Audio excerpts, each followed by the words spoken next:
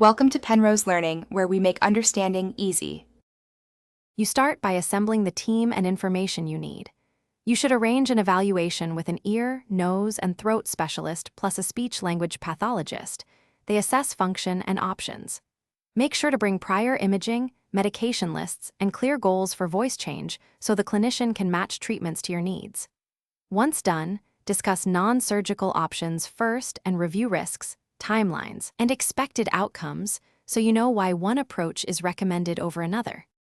You will move into a detailed planning phase where the team compares conservative versus invasive approaches.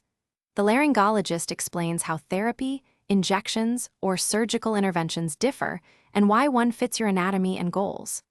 Make sure to complete recommended preoperative testing and anesthesia evaluation so risks are minimized.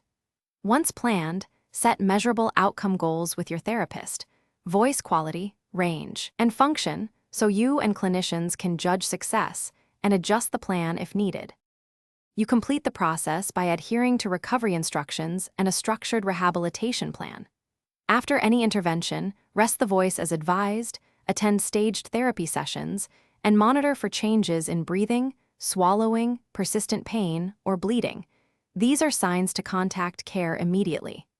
Make sure to attend scheduled follow-ups so the team can assess outcomes and adjust treatment. If something goes wrong, severe breathing difficulty, or uncontrolled bleeding, seek. Thanks for watching. If this was helpful, leave a like and consider subscribing. See you next time.